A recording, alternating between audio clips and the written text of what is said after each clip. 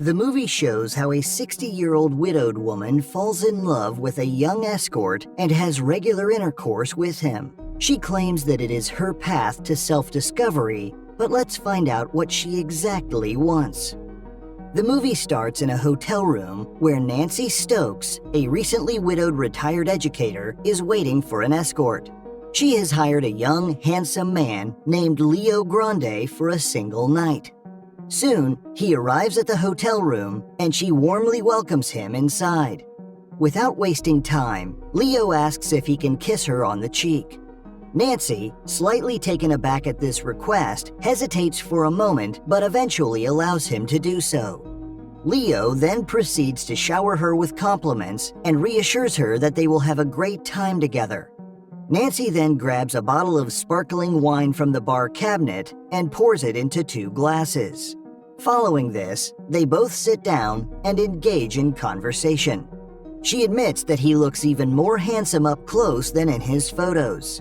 Concerned about her appearance, she asks if he is disappointed at how she looks. Leo, who has been patiently listening to her until now, comes close and kisses her gently to ease her concerns. However, this has the opposite effect as she loses any semblance of composure and demands to have intercourse so that they can get over it quickly. On the other hand, the young man suggests they should take it slow and enjoy themselves instead of rushing into it. A few minutes later, Nancy again vaguely suggests that she might be a disappointment for him. When Leo asks why she feels that way, the old lady confesses that she has never had an orgasm in her life, not with a partner or by herself. Furthermore, she reveals that her late husband was the only man she had slept with in her entire life. However, Leo doesn't see this as a challenge and thanks her for telling him about her personal life. Slightly embarrassed, she agrees to pay half the money if he wants to leave without proceeding further. But the young man reassures her that he feels pretty comfortable with her and has no intentions of leaving their arrangement. Soon, Nancy begins telling more about her past, and it becomes more apparent as to why she is so nervous about hiring an escort.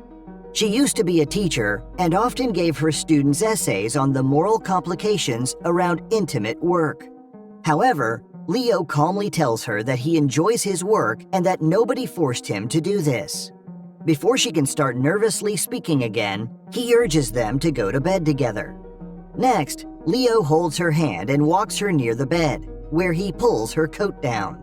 Nancy thinks that the young man may not be aroused to see her and asks him to take pills if he needs them.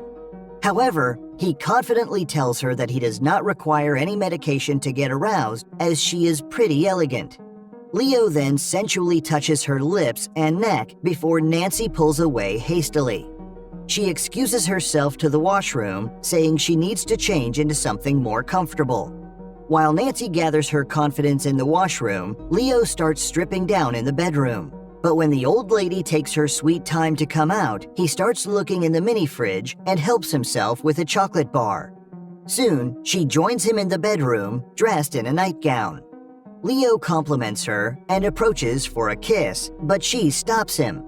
Pointing out that she can smell the chocolate bar, she asks him to brush his teeth. The young man duly complies with the request and quickly joins her in bed in a few minutes. But once again, she starts nervously ranting and says she doesn't wish to proceed further. She offers him to pay the full amount and tells him that he is free to leave. Leo sits down calmly on the edge of the bed and asks her if she usually makes her decisions in a hurry or does she plan things out beforehand. In response, Nancy says she is very organized and usually micromanages everything. This means that she did not decide to book his services on impulse and thought about it beforehand. Hence, Leo urges her to stop worrying and grab the opportunity with both hands. Following this, the duo finally get comfy under the blanket. Nancy starts to ask the young man about his personal life, specifically his mother and what she thinks about his profession. However, Leo seems apprehensive to talk about it and tries to divert the topic to her children instead. The old lady replies that her son is a chemistry graduate and leads a very dull life, while her daughter lives a bohemian lifestyle abroad. Although the duo do not say it out loud, both of them seem to be disappointed with their family in one way or the other. Soon afterwards, they lie down in the bed and start talking about Nancy's intimate life. For 31 years, she led a very dull married life as her husband thought oral intercourse was demeaning. Surprised, Leo asks if she has never received or even given oral intercourse, and the old lady replies that she hasn't. Reminiscing about her life makes her emotional, and she begins to cry.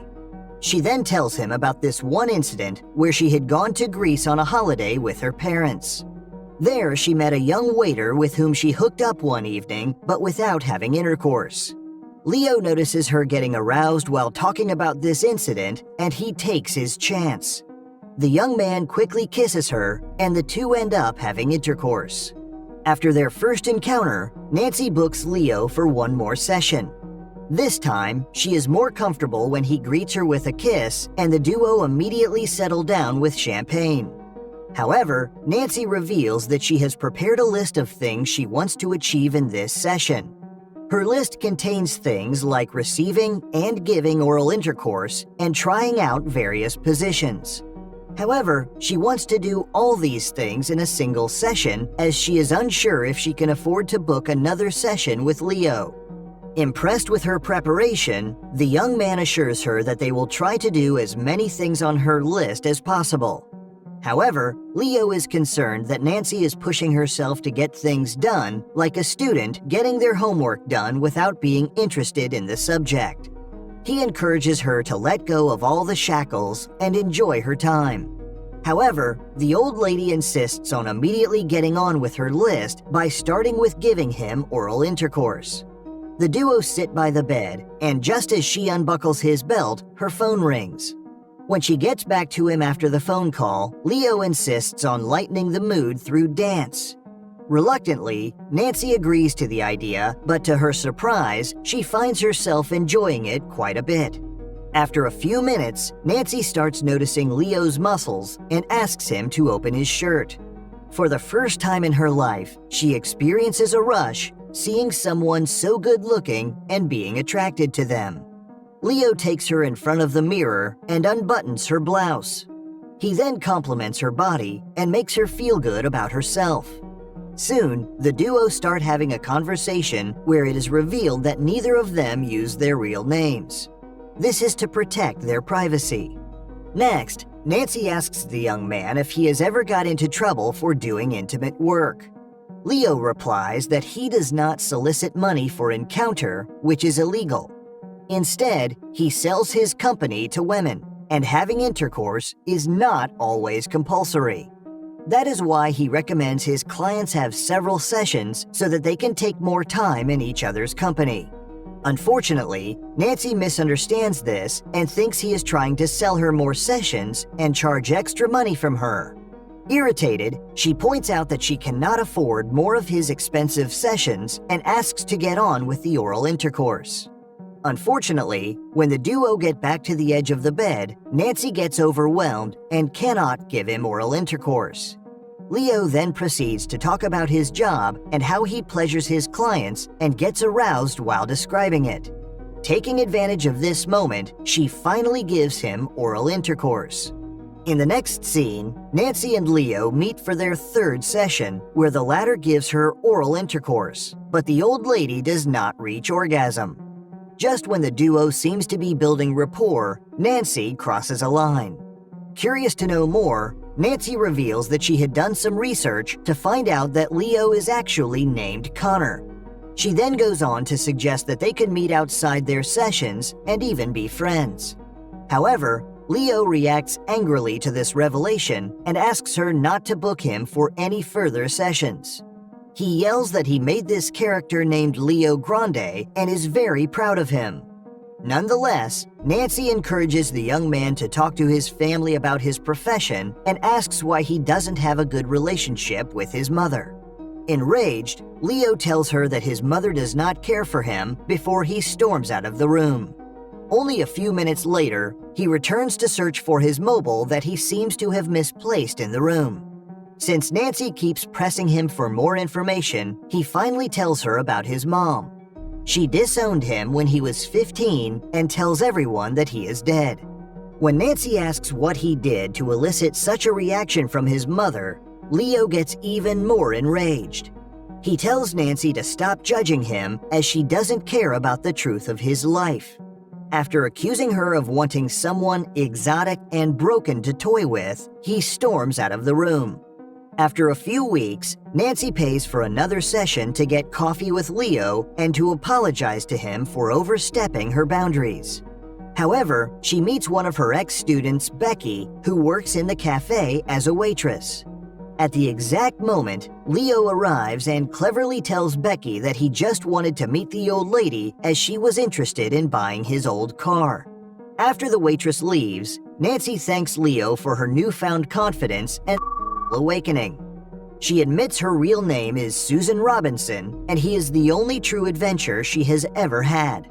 Suddenly, Becky interrupts their conversation with a story about Susan shaming her and her friends for their short skirts, calling them sluts. Embarrassed with her past behavior, Nancy asks the waitress to get the bill. After the waitress leaves, Leo reveals that he told his brother about his job, who had already guessed what he did. However, his mom still doesn't talk about him. He then reveals that when he was young, his mother caught him having group intercourse with his friends, which is why she disowned him. After expressing her sympathy for the young man, Nancy realizes she should be prouder and more loving of her own children. Suddenly, she calls their waitress, Becky, over. She apologizes for how she would shame her students for their short skirts.